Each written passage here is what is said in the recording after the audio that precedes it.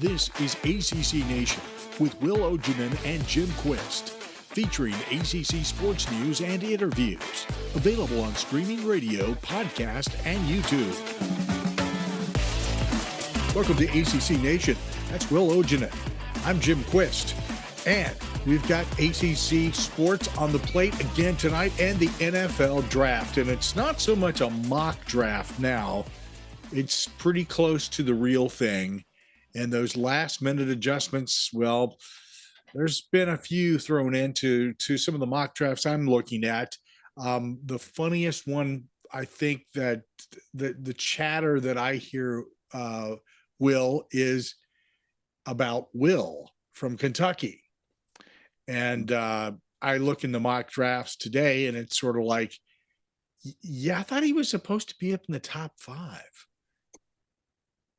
Yeah, that was just a really weird story, wasn't it? Yeah. And for those of you not familiar with it, Tuesday, it came out of Reddit, right? If I remember the story correctly. I believe so. Out of the CFB. One of the Reddit board. Yeah.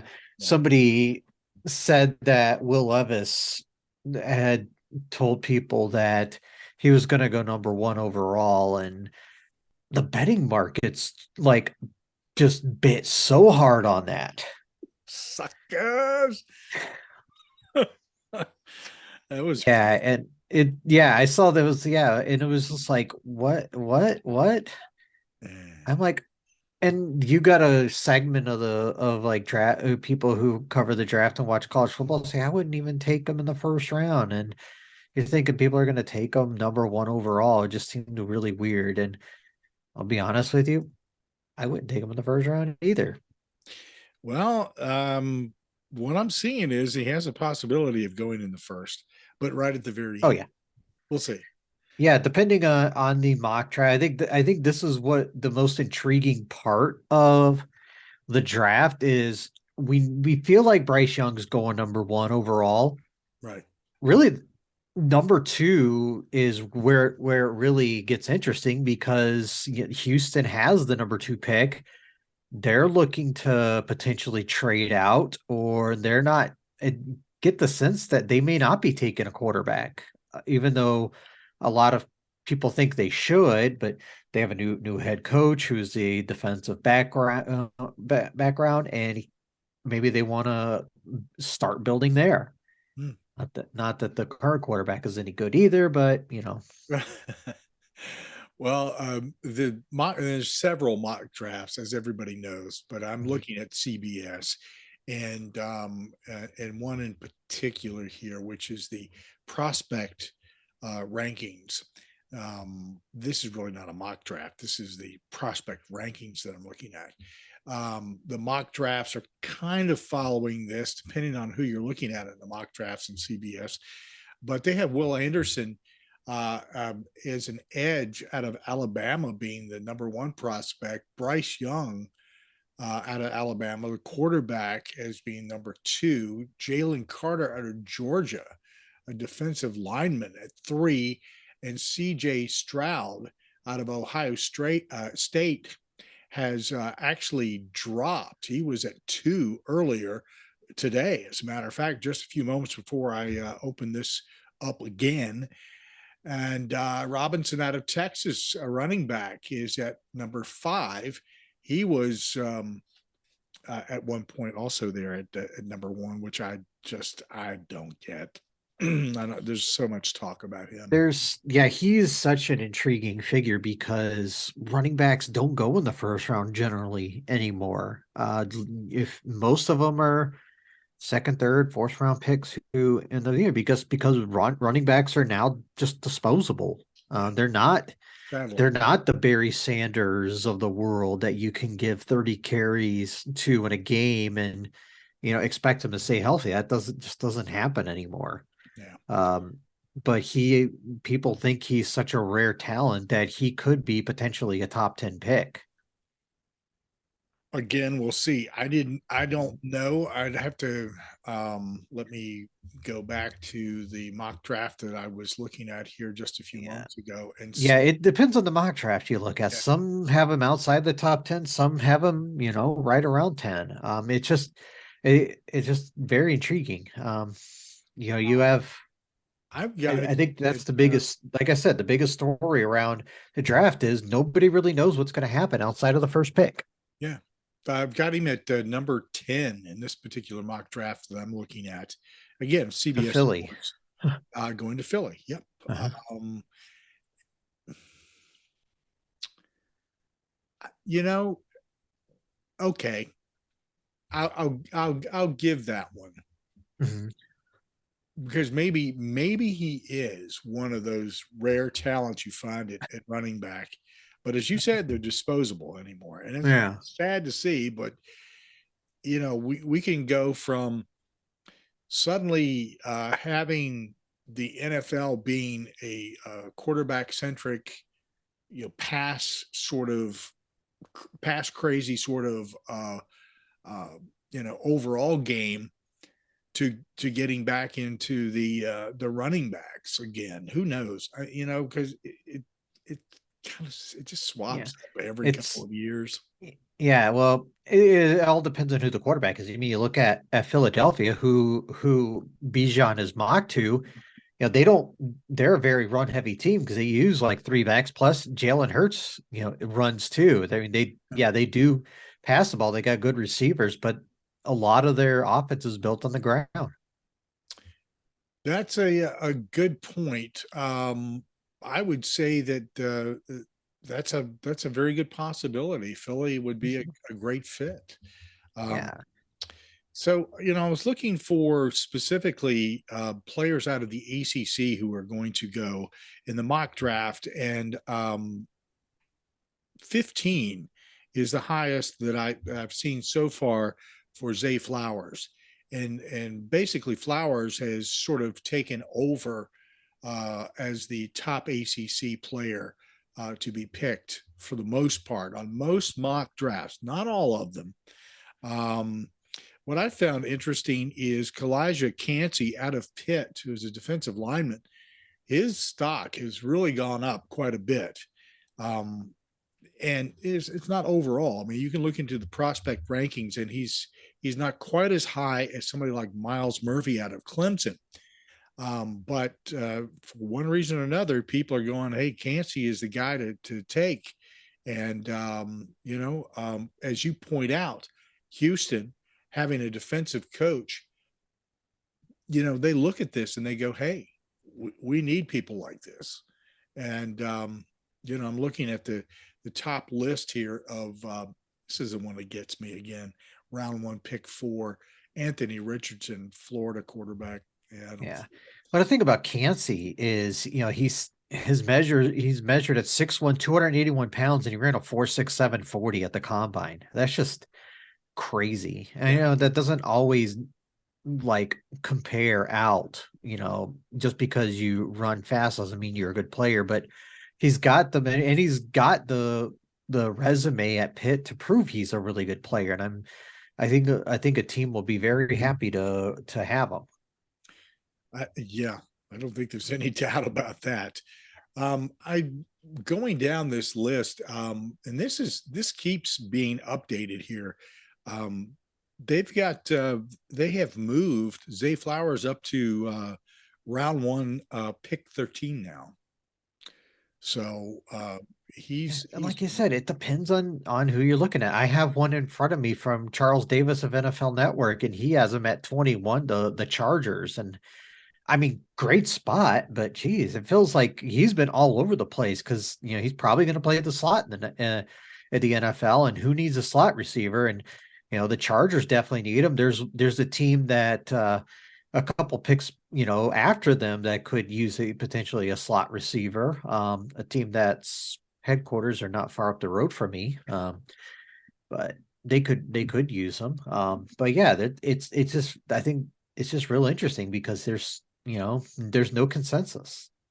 I've got Murphy at round one, pick 29, which I think is is reasonable. Anywhere in that first round for Miles Murphy, being an edge, he is ranked fourth among edge players overall by CBS. So I think this is a good pick. He's a great athlete, and we'll see how he performs. He's 6'5", 268.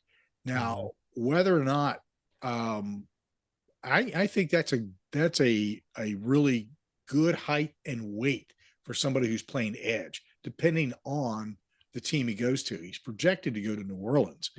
Uh, it would be a great addition there. They need to do some rebuilding. So Yeah. Yeah, you talk about 6'5", a guy with some long arms too and big hands. He's somebody that can, especially with that arm size, could definitely use that as leverage. And obviously 6'5", you got the strides to get to the quarterback pretty quickly.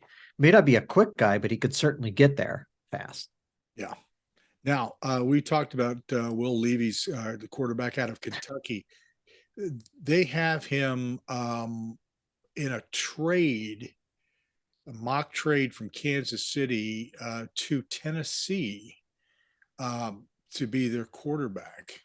Mhm. I So mean, they do need a quarterback. I mean, yeah, I don't know how much longer Ryan Tannehill. It just kind of feels weird that they're giving up on Malik Willis already. Guy they drafted last year. Doesn't feel like he really got a shot. I think he started one game for him last year, and then if I'm remembering correctly, they pulled somebody off. It wasn't like Josh Dobbs or something like that off the street to start the last couple of games. I think they ended up making the playoffs too, if I'm not mistaken. But yeah, yeah, I mean, I'm very skeptical about Will Levis. But he has that size and those intangibles that people like, but doesn't guarantee much. I mean, I remember when people were fawning over people like Tom Savage and Nathan Peterman. No disrespect to our Pitt fans, but people were fawning over them, even though they really hadn't done much in college. They got drafted higher than they should have, and yeah, yeah. Peterman is the third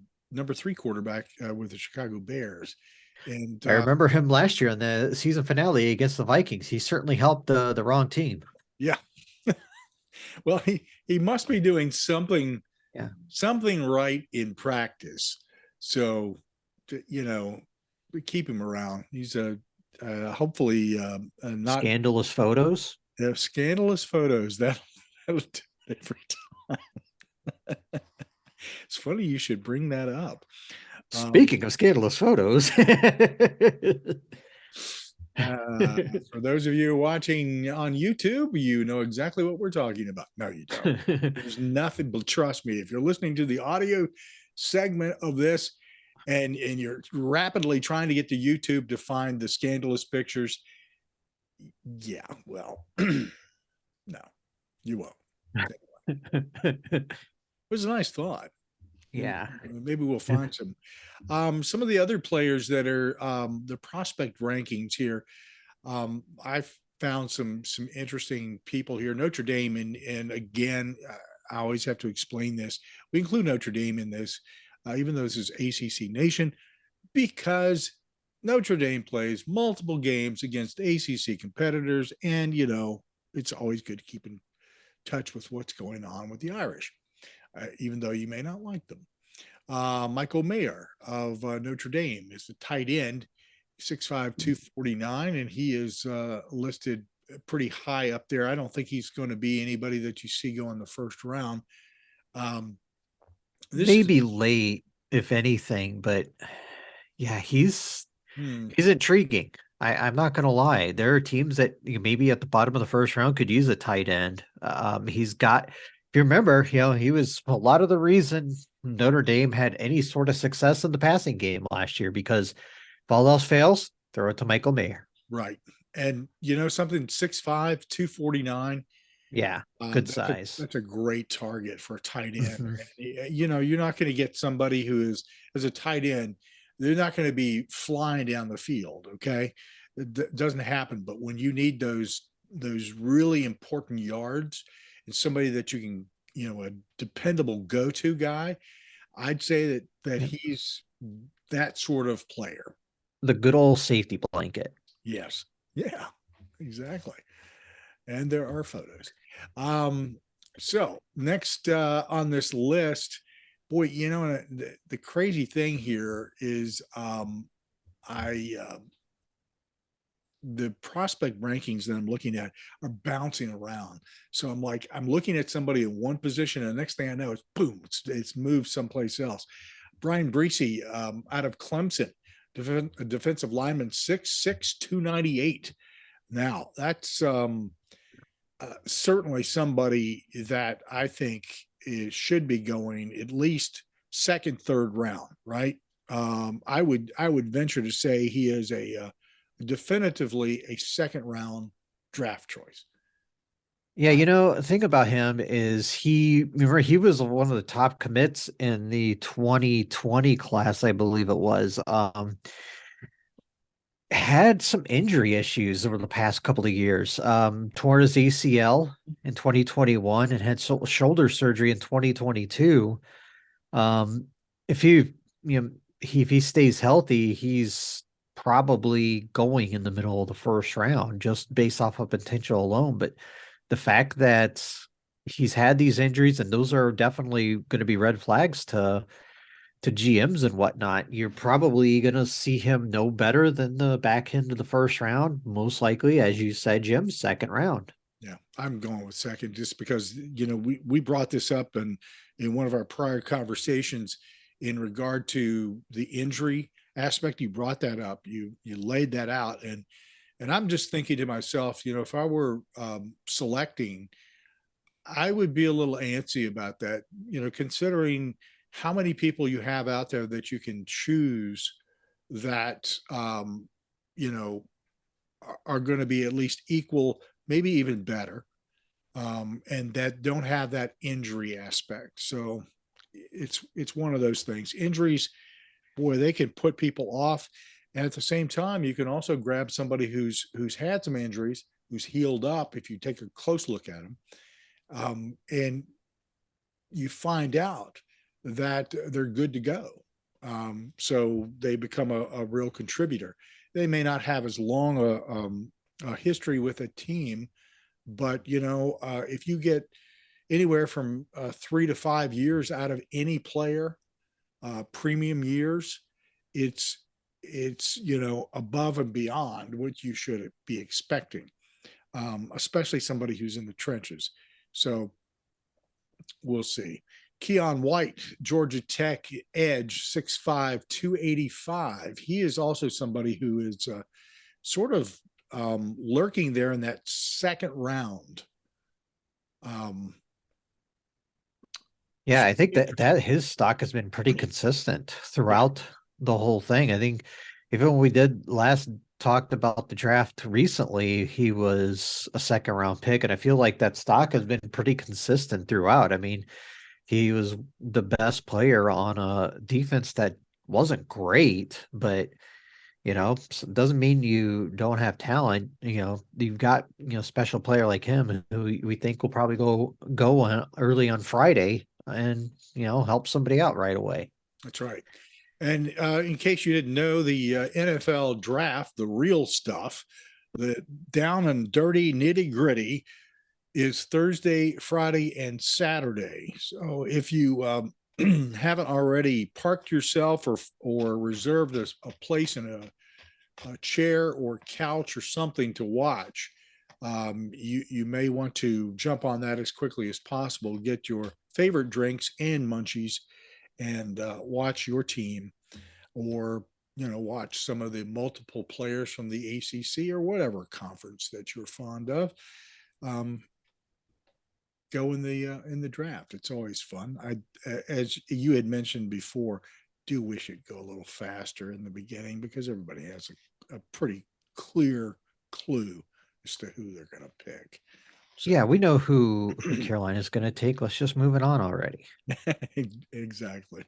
Um, Before we get into the rest of these folks out of the ACC, some information to pass along to you. Seven women's golf teams out of the ACC have earned NCAA bids. Wake Forest is the number 1 seed. Florida State is the number 3 seed. NC State is a number 8 seed, and Virginia Tech's Morgan Ketchum and Becca D'Annunzio are individual invitees to the Raleigh Regional. Meanwhile, in the Pullman Regional, it's Clemson is a number 4 seed and UNC is a number 8 seed. The Palm Beach Gardens Regional, Duke is a number 5 seed. Miami Sarah Byrne is individual invite there. And in the Westfield Regional, it's UVA at number 5 in the seeding. Louisville's Carmen Griffiths and Notre Dame's Lauren Boudreau are individual invites. So that's some of the stuff that's going on in the NCAA's that's coming up here pretty quick. Speaking of something else that's coming up pretty quick, the national championship for the NCAA beach volleyball, May 5th through 7th, number 4 FSU is most likely to be in that mix, and we hope that they'll do really well with that. D1 baseball ranking this week, number 2, Wake Forest, number 11, Boston College, number 13, UVA. Miami comes in at number 16. Duke is at 20, and at 21, it's Louisville. Meanwhile, over in D1 softball, Florida State, number 4, Clemson at number 6, Duke at number 9, and Louisville is breaking in at number 25. Outdoor track and field, the latest rankings for men, Clemson at number 7, Florida State 14, and Louisville 16, and the women, NC State number 15, UVA at 24, and Virginia Tech is at 25. That is a look at some of the other sports action that's going on across the Atlantic Coast Conference. Let's get back. So let me, before we get back, and I just want to touch on one thing real quick.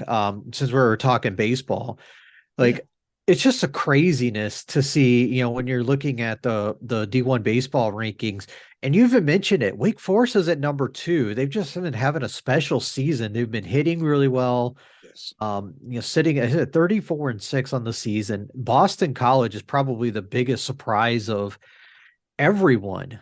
They jumped 9 spots in the rankings from 20th to 11th, 27-12, having a real nice season. And just even on the Atlantic side, that's just a fun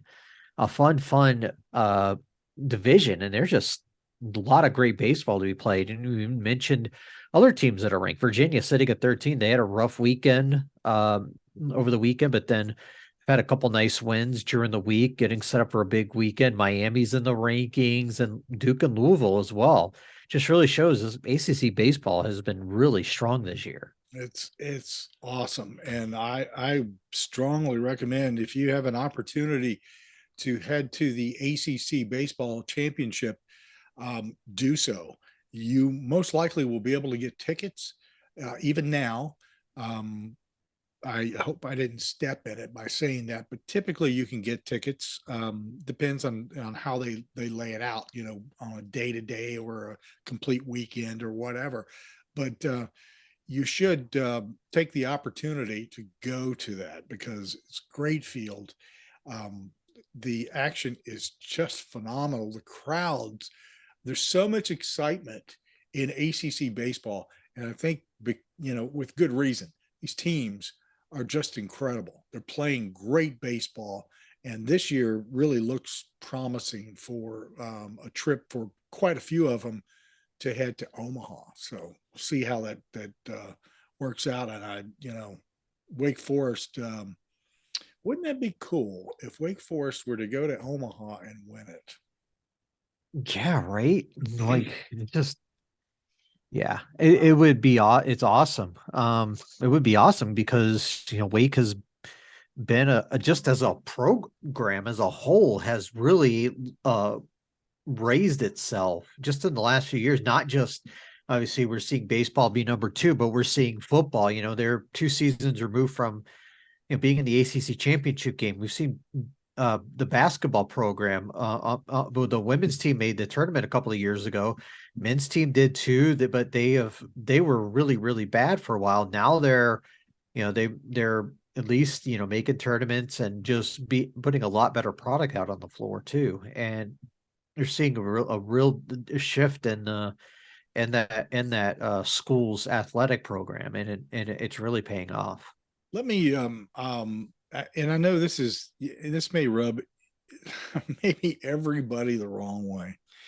Um, John Swafford caught a lot of grief about a lot of different things, and some of it is deserved and some of it isn't. But one of the things that I think that was important that John Swafford did was he realized where the conference needed to go, what they needed to do, and he slowly cajoled everybody into investing in their facilities, investing in making your programs better. And I think that's beginning to pay off. When Jim Phillips there we've often asked the question, what is he doing? But there's all that stuff in the background that makes this stuff happen. It's not all just Swafford, something that Swafford did and Phillips is riding that wave. A lot of it is, he's picked that wave up and made it even bigger. There's a lot of things there that are making the ACC across a lot of different sports a much more exciting place to be, and full of teams in just about any sport you want to pick. An exciting place to go for you as somebody who's a sports fan. So I'm sure I'll catch some grief, maybe even from you on that. Yeah. Depends on who we're talking about. Right. But anyway, that's I think that investment by all of those presidents and athletic directors and coaches and people getting together and talking. And I know that, it's fans sometimes go, I've heard enough. What the Talkie, chatter? Come talkie, on, talkie. do No more something. talkie. Yeah, do something. Like Well, the scene from Spaceballs. Do something. yeah, it's all paying off. So slowly but surely, I mean, look at softball, same thing. Mm-hmm. I mean, Clemson yeah, going from they just started their program a couple seasons ago, and they're arguably the best team in the league.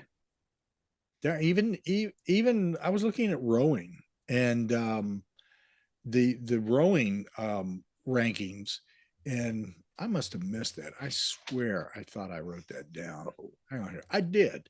Um, Number 9, UVA. Number 10, Syracuse. Number 14, Duke. So uh, Duke has um, basically a relatively new coach there. So that has turned around that program and really brought it up. But Syracuse is the surprise. Syracuse Mm-hmm. has done a phenomenal job of turning things back around there and being competitive, because at one point they were literally leading the ACC in the rowing rankings. And I know, people are going, oh, who cares about rowing? Well, a lot of people do. I find it fascinating, to be honest with you. And anytime we get a chance to talk with a coach, it's always interesting stuff. A lot of athleticism goes into that. It's far more than people would imagine. And if you get a chance to go to see any sports at a D1 school, you should go. Any sports.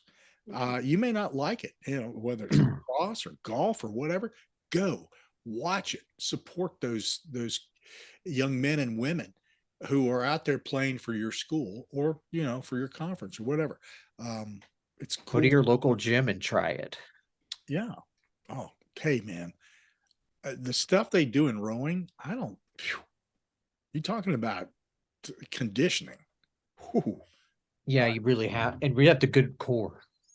oh yeah, big time. Um, it's very impressive. So, um, and the one area, the coxswain is where you have somebody who is smaller. But nonetheless, there's so much that goes into that to make it right, to make everything work. So it's just cool. Anyway, I can go on and on about. I think you should support all of these sports, because if you're a fan of Virginia, Florida State, Miami, Notre Dame, Boston College, or anybody else, you really should be trying to go to as much stuff as you can, finding out as much as you can about what's going on, and making sure that you're donating to the athletic program. Anyway, let's get into the other ACC players that are on the prospect list. Matthew Bergeron out of Syracuse, who's the offensive tackle, 6'5", 318. Now, you can't tell me that there aren't teams in dire need of the guys in the trenches. So Bergeron is perfect for this. For sure. And he's there's actually going to be a couple of players from Syracuse in the that'll be drafted this week, at least two, maybe three, and both of them, at least two of them, should get drafted pretty high. And Bergeron, has been a really good player, really under the radar player for a few years now, and you definitely expect to have his name called on probably Friday. Yeah, and here's the thing: if a player doesn't go in the first round, so what? That's a unique area, and there's only so many slots and so many unique spots that a team actually needs to have filled, like quarterback or whatever, right? So, and there's only 30 plus picks, 31, and so 31 players. So if you're in the second or third round, um, that says a lot to me. And I see a lot of players that will be in the second and third round rather than the first, but they are first round quality as far as I'm concerned. So, Yeah, definitely, and I 100% agree with you there. up next Like, is there's nothing Josh. wrong with being drafted in the second or third round. You don't, especially this year, there's only 31 picks, but there's nothing wrong with being a second, third round pick. They obviously teams think very, very highly of you to be drafted that high. I mean, the fact that you get drafted at all, I mean, they think you have something. Exactly. Yeah, normally isn't there 32, and it's what Miami got. Yeah, Miami got dinged. I think it was tampering or something like that. Yeah. They lost their first round pick. Okay. Josh Downs out of North Carolina, wide receiver, 5'9", 171 pounds. He is up there and is probably a second round pick. Mhm. He might slide down to third. A lot of it depends. There's Yeah, so definitely. many, I mean, I don't, when you're 5'9", 171 pounds. Yeah. He's probably going to play outside, which he did a lot in the North Carolina. And there's already, like say, a lot of teams play three receiver sets, or if they do, they'll have you play in the slot, in a two receiver set. And he's obviously done a lot out of that position for North Carolina, or especially the last couple of years, to the point where he obviously made some All ACC teams, and I think he's going to do really well in the pros. Hope so. Like to see him go in the second. Trenton Simpson out of Clemson. He's a linebacker. He's 6'2", 235 pounds. Comes out of the vaunted Clemson defense, and 6'2", 235. He's going to have to put some weight on there to. Of course, they'll beef him up very quickly. Oh Um, yeah. so we'll see. Yeah, definitely. Another, Clemson's put a lot of defensive players in the league, and he'll be no different. Isaiah Foskey of Notre Dame is an edge. He's 6'5", 264. Might have to put on a few more pounds, but not a lot. I think he's pretty quick. So adding a few pounds and beefing up is not a bad thing there at edge. Let's see who else we've got on our list. Here's the thing. Um, we're really thick to a certain degree. Um, and then all of a sudden we have this spot of nobody. And then we get back into some players from the ACC. Chandler Zavala of NC State, um, offensive lineman, 6'5", 325. Oh yeah, good Big, size big boy, for no lineman. big boy. Yaya Diaby of Louisville. He's an edge. He's 6'3", 263. Um, yeah, that's a second, third. Yeah, I mean Diaby was somebody that they actually had a pretty good D line at Clemson or not Clemson, Louisville last couple of years, and he's been one of the key cogs of that D line, and have helped him. And you say expect to hear his name called this weekend. Tariq Stevenson of Miami, 6', 198. He's a cornerback. He's out of Miami. So we'll see. Miami has contributed quite a few people to the NFL on the defensive side. And I think this is another example of somebody that should be picked second, third round without too much question in my head. So Yeah, definitely. Miami's put a lot of DBs in the pros, and even though their defense was down from what it's been lately, he was arguably their best player. yeah. Brandon Joseph, here's a name that everybody should know if you're a Notre Dame fan. He's a safety, 6', 202. I'd say that if you're in need of a safety, he's certainly somebody that you should be looking at. He is ranked at number 8 in the overall list of safeties that are available. So I think that's a good bet. He's a second, third, at the very least, maybe late second, early third. See, Yeah, we'll see who we get for him. interesting prospect. Obviously, Notre Dame had a good, they've put out a few safeties over the years, and somebody who I think technically had a year left of eligibility, and he's somebody that say he'll probably get drafted, and probably won't start right away, but somebody that can contribute maybe even on special teams. Right. Not too far down the list, at number 10 from number 8 there is Jamie Robinson of Florida State. He is 5'11", 191. He's a safety. Here's another great prospect out of the ACC that should go fairly quickly. Here's a possibility of somebody who, I don't want to say he won't be picked, but he might be back at Syracuse. Garrett Williams, he's a cornerback. He's 5'10", 192. He's a sophomore.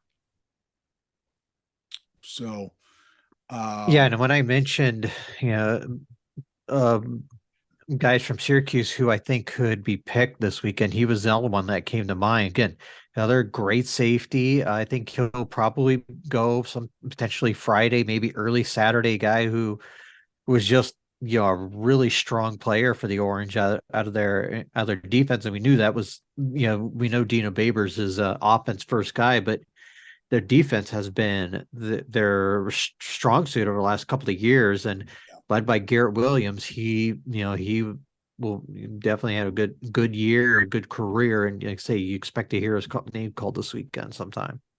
Here's somebody that I think that has the potential of being second, mid second, and late second at best. A.T. Perry out of Wake Forest, wide receiver, 6'4", 198. There are a couple of fundamental things there that I have a red flag in my head over, but overall, I think that he is could be an exceptional wide receiver for somebody in the. I love A.T. Perry. Somebody, especially if you're looking at somebody to play outside, he's got good size. It just a 6'3.5". When he runs a 4.47 40, that's a solid 40 time for, a wide receiver. I think he could be somebody that you could count on to, maybe, play the number, an outside role eventually, and maybe not in their first year. Might be somebody who, plays in special situations, maybe when you're going 4 wide, 5 wide. Somebody you could look at as a potential, player in packages like that. But yeah, I think he's got a lot of potential, and I think he could have a decent career in the league. Yeah, I see him as a special teamer initially, unless he gets onto a team that's in dire need of a receiving core update. Yeah. So, Kittrell Clark of Louisville, cornerback, 5'10", 181. Um, he is ranked among cornerbacks at 21. So he may be moving, depending on the potential that people are seeing there, he may be in that third round more so than the second. Let's see who else we got here. Will Mallory, that's a tight end, 6'5", 239 out of Miami. That's a pretty solid pick for somebody, but I'm thinking third more than second. So Yeah, that's he was really good, but he also had some injury issues. I think that really hindered him as a prospect. I mean, we saw in Miami they really didn't have a lot of receivers, and when they went to a more run-based thing, you figured he would be somebody that would have a big year. And to say he had some injury issues that kind of hurt his draft stock, but somebody that if you can take him, I think he's got some potential to maybe be a good pass catcher for you. So I'm going to run down the a couple of more players here, and probably not spend a lot of time on these guys. I don't have a really good feel for where I think they might show up in what round. Yasser Abdullah of Louisville, linebacker, 6'1", 242. He is ranked 8th among linebackers. So, you know, this is a thing. Everybody needs linebackers. Okay. Here is an opportunity, I think, for him to go late second, maybe early third. That's my thought on Abdullah. Uh, Clemson's KJ Henry is an edge, 6'4", 251. He's ranked 20th among edges. Up next is Kobe Turner out of Wake Forest, a defensive lineman. He's 6'3", 290. He's ranked 18th out of the prospects in that particular area of expertise. And that's pretty much it until we get to Carter Warren of Pitt. He's an offensive tackle. He's ranked 18th among offensive tackles. He's 6'6", 311. So you're talking, typically when we get to this point, we're talking third, fourth round. If it's any sooner than that, I'd honestly would be surprised, because that's pretty typical of where things go. Anthony Johnson out of UVA, cornerback, he's ranked 31st, 6'2", 205. I'm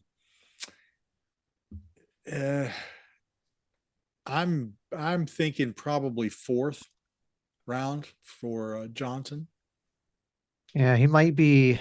Yeah, I think the thing that hurt him is I think his 40 time came out to like 4.5, which something I think he's I think you're looking for something a little more out of that, but I think what he's done in that Virginia defense, especially last year, I think shows he has got a lot of experience, a lot of snaps under him. So I think he's somebody that could help you right away if you needed somebody. I think he would be a good fit. I don't.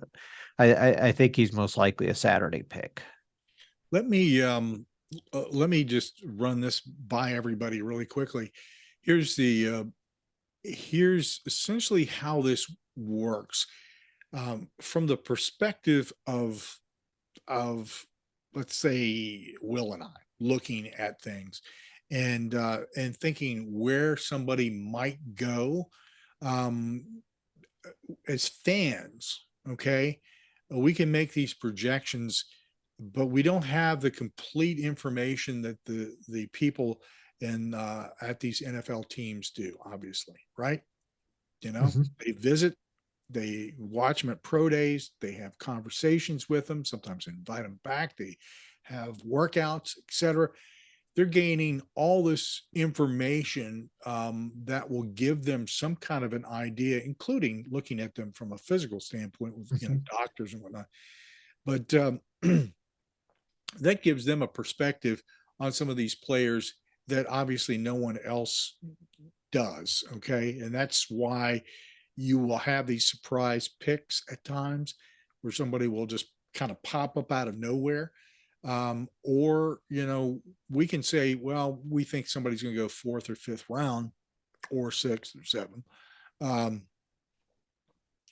uh, and, and they may go in the second. And it's one of those things where, okay, that's the information, that inside information that they've got on these teams, on Mhm. these players. Um, Here's a player who I think is underranked, but it's only because I watched a lot of excuse me, I watched a lot of tape on him. Dontavian Wicks out of UVA, wide receiver, ranked 29th, 6'1", 206. A lot of potential there, I think. Yeah, he obviously everyone remembers that 2021 season when that Virginia offense was just electric, and he made some really silly plays that season, and then obviously he adjusted to a new offense in 2022 and he struggled, and it really hurt his draft stock. Somebody who I think could have been maybe a day two pick, in the last year's draft might go day three this year. I I think he's got a chance to make the league, have a solid career. I just don't know what that is. He's kind of at a 6'1". He can still play on the outside, but I just I just wonder if there's some concentration issues with him. Seeing all these drops.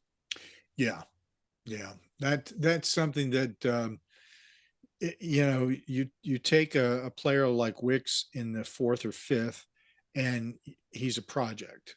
And if he steps up and delivers, then he can sort of lay out his own future. We'll see what happens there. Noah Taylor out of North Carolina, linebacker. He's 14th among linebackers, 6'4", 238. Needs a little bit of meat on him.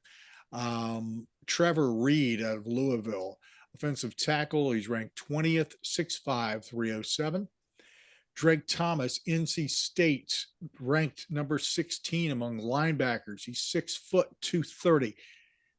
Little small for that particular position. So Blake Whiteheart of Wake Forest, tight end. He's ranked 13th, 6'4", 247. Robert Cooper, Florida State, defensive lineman. He's ranked 22nd, 6'2", 335 pounds. 6'2". Be nice if he had a little bit extra height on him, but it depends on the arm length, right? So we'll see. And Tyon Evans of Louisville, running back, ranked 14th, 5'10", 225. Shaka Hayward of Duke, linebacker, ranked 17th, 6'3", 235. And a couple more here. Notre Dame's Jarrett Peterson, um, offensive lineman. He's ranked 21st, 6'5", 306. That's, Notre Dame has reputation for having the beef. And a lot of those guys go on and have a pretty decent career in the NFL. One last couple, well, I'll throw in three. Tyler Baker Williams, NC State cornerback, ranked 37th, 6', 205. Davis Allen of Clemson, tight end, ranked 15th, 6'6", 245. That height will do Davis Allen a lot of good. And Sean Tucker, this surprises me a little bit, out of Syracuse. Running back, he's ranked 16th. He's 5'9", 207. He's just a plug, and a good running back. He's a sophomore. So Yeah, and he is a guy I loved. Somebody who obviously has done a lot. Um, over at Syracuse over the years, somebody who was done a ton for that offense. And yeah, I think anybody who gets him would be very pleased with his effort and what you're going to get from him. The only concern, obviously, with somebody like him is, he shouldered a lot of the carries for that offense, and you always have to worry about where somebody being worn down already, after the amount of work he got. very true, very true. There's quite a number of other players that are coming out of the ACC after where we stop, but we're talking about we're getting close to like 300 players at this point. So and you're talking about 30 plus per round, right? So when you get to the 300 range and you're talking about, I'll just throw this out here. You're talking about 5, right? So that's 250, or somewhere in that range. So anyway, Yeah, I think there's closer to 260 this year, if I'm not mistaken. so we're getting close to that point where they're going to be UDFAs, and we'll see. Some of these players, there's some names in here that I recognize immediately, and I saw some great play out of them. Mm-hmm. But for one reason or another, their stock is just not quite high enough to, Yeah, and say if you don't get drafted, it's not necessarily the end of the world. You see a lot of undrafteds get a shot in the NFL over the years, and there's no hopefully you get your opportunity, and hopefully you can make a roster, and go on and have a nice career. And it's not the end of the world. True, very true. But anyway, it all starts on Thursday evening with everyone booing the commissioner as usual. Yep, because it's like a tradition unlike any other. Booing Roger Goodell. Yeah, and he's got a new contract too, doesn't he? So he's going to be around for a while. Oh, say la vie. All right. Well, that's a look at the players out of the ACC that we think are going to be going in the NFL draft, and where potentially they will be picked. You never know, as Will was pointing out. We don't know who's going to be first. I mean, we think we know. Yeah, we think. We think we know, but we don't. We know who's picking, but that's about it. I mean, they may surprise us and pull a rabbit out of the hat. Or, hey, they could say, you know what? I think we should trade that number 1 draft pick off to a couple other teams that are below us, and see what kind of future picks we can get out of them. So, yep, definitely.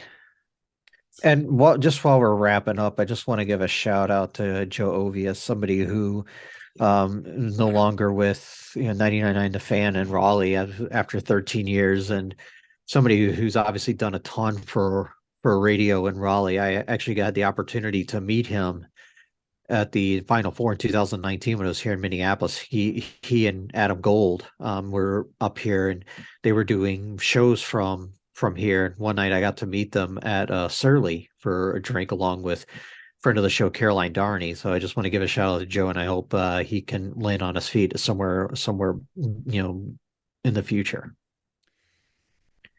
I echo that. Good fella and contributed a lot to sports across the Carolinas and the ACC. And if you did not have an opportunity to follow him on Twitter or any other, social media outlet or listen to them on a regular basis, you missed out. It's something that's happening not only with in this particular instance, Joe, but also people that are working at ESPN and some other sports outlets. I'm sure that if you're a sports fan, you have noticed lots of changes over the years in where people are or are not, or some of them are just no longer doing sports at all. So it is the nature. The money's just not there anymore in the radio biz in general. It is not, sadly. And life goes on. Yep. Encourage everybody to subscribe and follow us on YouTube. Make sure that you pick your favorite platform on for podcasts, and also you can follow us on streaming the same way. You can click on our links page and select a platform you'd like to follow us on there, or you can just click on our page at accnation.net and listen to streaming radio. All right. We'll be talking about hoops picked and why we think it was a mistake on the next one. So enjoy watching the NFL draft and whatever else is going on with sports in your neck of the woods. Until next time, cheers. 40.